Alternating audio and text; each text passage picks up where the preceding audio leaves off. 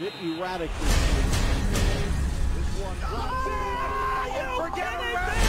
Ecstasy. Siul, prediksi dan ulasan sepak bola. Orgasmic proportions. Here we come. Kembali lagi untuk program Siul sore hari ini kawan, dan terima kasih untuk Anda yang sudah bergabung berkirim atensi. Nanti kita akan sampaikan juga atensi dari Anda, baik itu melalui SMS, WA maupun juga komentar di akun Facebook kami, karena ini juga disiarkan secara langsung melalui RKB Official. Dan sebelum kita bahas untuk WA ataupun juga atensi yang sudah masuk, Bung Dirham, kita sedikit membahas mengenai gelaran UEFA Nation League 2021. Kemarin sudah digelar semifinal antara Italia versus Spanyol dan juga Belgia versus Prancis, di mana ini menghasilkan dua finalis yang akan bertanding malam Senin mendatang atau Senin dini hari, Spanyol Prancis. Nah, sebelum kita bahas finalnya, Bung Dirham, semifinal kemarin, Bung Dirham, Italia Spanyol terlebih dahulu ya dengan hasil 2-1. Seperti apa menurut Bung Dirham jalannya pertandingan kemarin? Ya, tetap menarik ya, walaupun itu terjadi juga di semifinal Piala Eropa kemarin ya. Persis seperti itu, tapi Spanyol itu sudah banyak perubahan gitu. Nah, Italia masih kayak begitu dengan mengusung semangat mereka sebagai juara Eropa. Tapi aura itu sudah terlihat di Spanyol, dan kita bisa lihat begitu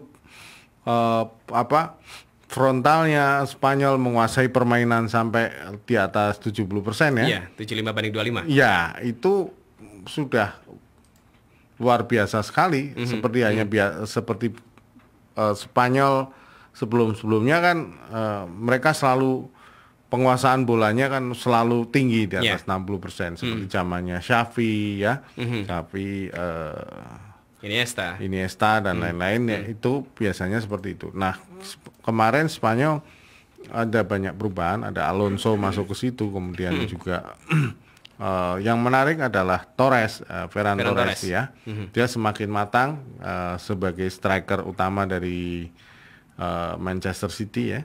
Dia banyak mengambil peran dibanding mungkin misalnya taruhlah Morata gitu kan, yang di Juventus itu dia lebih tajam lah. Walaupun Morata lebih berpengalaman, tapi Torres insting bolanya luar biasa. Dia bisa mengantisipasi umpan-umpan sayap yang di luar dugaan semua. Spanyol bisa unggul 2-0 awal gitu kan, sampai babak pertama itu masih 2-0, sehingga Italia cukup kesulitan mengembalikan hirohnya sebagai juara Piala Eropa, walaupun di situ pemain-pemain masih komplit ya. Hanya mungkin kehilangan Leonardo Bonucci itu yang menjadikan Italia lebih. Tapi Italia tetap melakukan perlawanan. Terakhir itu malah justru mulai meningkat grafik permainannya. Cuman memang dia hanya bisa menciptakan 1 gol. Nah, itu yang saya lihat. Dan kembali Enrique menurunkan pemain tanpa dari Real Madrid. Itulah anti Madrid. Padahal Enrique sendiri adalah sebagai pemain Barcelona adalah pemain Real Madrid. Tapi saya nggak tahu apakah memang Madrid sekarang ini terlalu banyak pemain asing ya, sehingga pemain-pemain lokalnya tidak berkembang atau tidak memenuhi harapan dari seorang Enrique sebagai entrenador utama timnas Spanyol. Itu menjadikan tidak diambil para pemain Madrid. Mereka tidak dilirik ya, walaupun ada banyak pemain ya, ada Isco, kemudian ada Valverde, ada pemain depan siapa? Marcos Alonso, bukan Marcos Alonso. Strikernya Real Madrid. Striker utama itu yang juga tidak dilirik, dan kemarin Spanyol justru menampilkan keasliannya kembali. Sentuhan-sentuhannya sudah mulai jalan nih. Nah, tinggal nanti, walaupun kemarin di kualifikasi sempat tersandung oleh Swedia ya. Nah, ini diharapkan Enrique akan bisa membawa Spanyol ke arah yang lebih baik ya. Artinya sebenarnya dari misalnya 2 dulu Vicente Del Bosque bagaimana dia membangun sebuah tim, kemudian menjadikan mereka perkasa dengan pemain-pemain dari Spanyol, dari dari Barcelona dan Real Madrid ya. Tapi sekarang Enrique mengambil jalur yang berbeda. Nah, apakah Enrique ini bisa membuktikan bahwa tanpa pemain Madrid mereka bisa lebih berprestasi seperti pendahulunya, Iker Casillas dan kawan-kawan. Nah, itu yang nanti akan menjadikan waktu yang berbicara. Jadi apakah Enrique ini mampu ataukah dia Enrique malah gagal dan kemudian dicemooh para pengamat sepak bola karena dia mungkin dianggap diskriminatif oleh terhadap pemain Madrid, ataukah memang pemain Madridnya tidak bisa berkembang ya dengan pola permainannya Enrique ya, dan tidak cocok dengan pola permainan dari yang diterapkan oleh Enrique. Baik, nah beralih ke semifinal yang lainnya, Bung Dirham, antara Belgia versus Prancis. Kemarin Prancis akhirnya bisa menumbangkan Belgia dengan skor 3-2. Nah, kira-kira dari Bung Dirham sendiri seperti apa tanggapan dari permainan yang sudah dilakukan kemarin? Kalau saya lihat Prancis Belgia, kalau di dalam partai Piala Dunia saya membayangkannya akan seperti itu ya. Belgia akan begitu ketat, kemudian tidak mudah dikalahkan. Ternyata walaupun kita lihat di menit awal mereka sudah langsung memimpin 2 gol ya.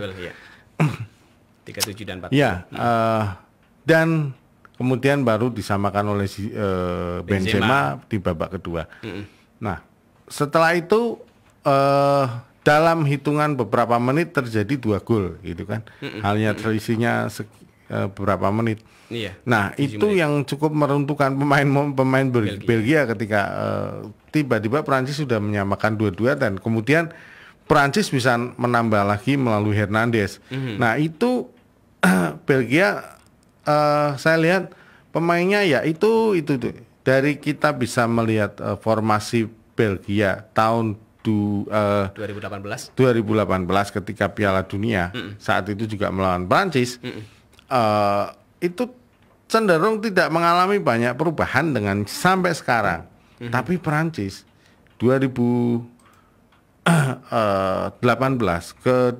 dengan pelatih yang sama sampai ke 2021 itu sudah ada beberapa perubahan. Misalnya di pertahanan, Umtiti sudah tidak ada di line up, tapi walaupun ada di tengah ada Kante dan Pogba masih. Tapi di depan Benzema yang kemarin yang 2018 tidak ada, muncul kembali setelah kemarin dipercaya di Piala Eropa dan ini kemudian masuk ke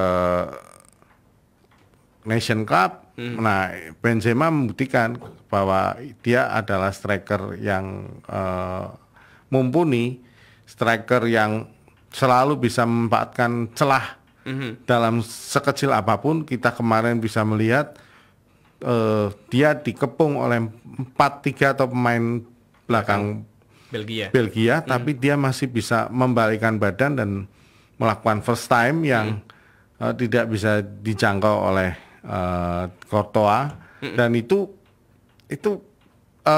moral tim Prancis itu sepertinya naik gitu kan. Bangkit, ketika dia tertinggal ya.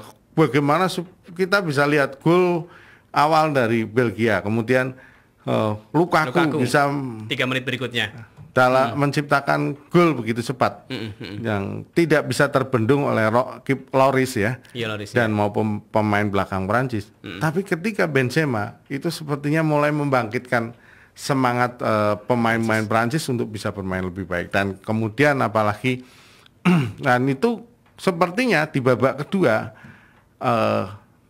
gol itu tinggal menunggu waktu saja. Dan kita sudah bisa melihat bagaimana saat itu Belgia sudah mulai tertekan, apalagi beberapa gelandang Prancis itu begitu menguasai, terutama begitu pemain depan kehilangan langsung masuk ke pemain second line yang segera bisa menciptakan juga peluang-peluang berbahaya ke gawang Belgia. Nah itu kelebihan Prancis. Nah Belgia itu dengan komposisi yang utuh ya, pemain-pemain yang tidak sedikit sekali perubahannya. Nah itu yang saya lihat kemarin pertandingan antara Belgia Prancis. Baik, sebelum kita masuk ke final antara Prancis Spanyol, Bung Idam, ada perebutan juara ketiga terlebih dahulu, yaitu antara Italia Belgia. Nanti kita akan bahas itu juga, Bung Idam, termasuk juga bahas SMS ataupun WA yang sudah masuk. Jadi masih di sini, Siul untuk prediksi dan ulasan seputar sepak bola.